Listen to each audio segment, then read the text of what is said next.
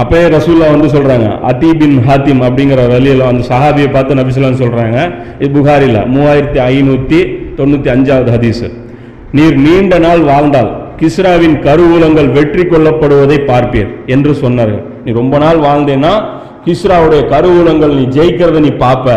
நான் ஆச்சரியத்துடனும் மாபெரும் கேட்டேன். அவர் கேட்கிறார், ஆச்சரியமா கேட்கிறார் அந்த சஹாபி. அந்த டைம்ல என்னங்க பேசுறீங்க, மாபெரும் வல்லரசாக்கு சொந்தமான கிஸ்ராவின் ஹுர்முஸை பற்றியா நீங்கள் சொல்கிறீர்கள்?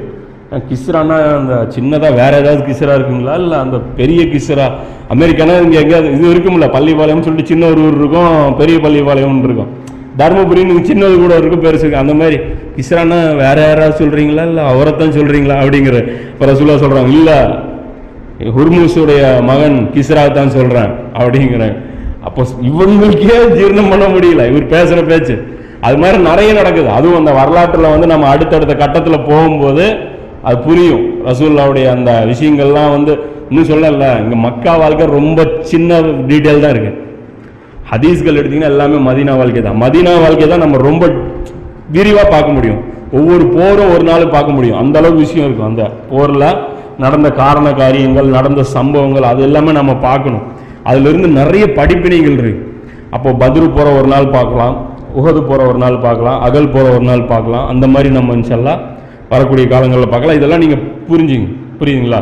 அப்போ நபி ஸல்லல்லாஹு அலைஹி வஸல்லம் மெயின் வேலையை இதை நோக்கி இருந்திருக்கு அப்படிங்கிறது நமக்கு வந்து அப்பட்டமா தெரியுது. ஆரம்ப காலத்திலேயே இந்த பேச்செல்லாம் அவர் பேசிக்காரு.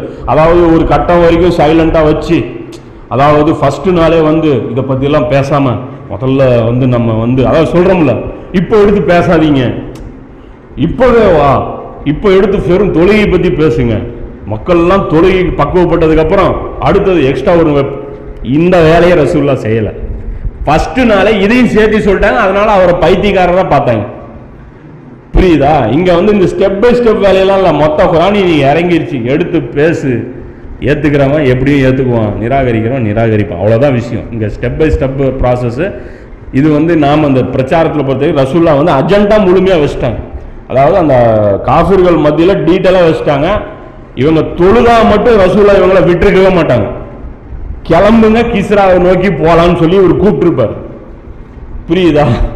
அபூஜஹில் இஸ்லாத்தை ஏத்துக்கிட்டு இருந்தானா அடுத்து என்ன சொல்லியிருப்பாங்க, எப்படி அங்க பத்ருக்கு வந்து சஹாபாக்களை இழுத்துட்டு வந்தாங்களோ, மக்காலிருந்து ஒரு கூட்டத்தை இழுத்துக்கிட்டு இதுக்கு போயிருப்பாரு. யாருக்கு? இந்த ஈரானுக்கும் பாலஸ்தீனத்துக்கும் ரசூலுல்லாஹ் போயிருப்பாங்க. தபுக் யுத்தம் எல்லாம் நடந்து இருந்திருக்கும். அப்போ அதெல்லாம் புரிஞ்சுக்கணும். இப்போ இது வந்து ஒரு முக்கியமான விஷயம்.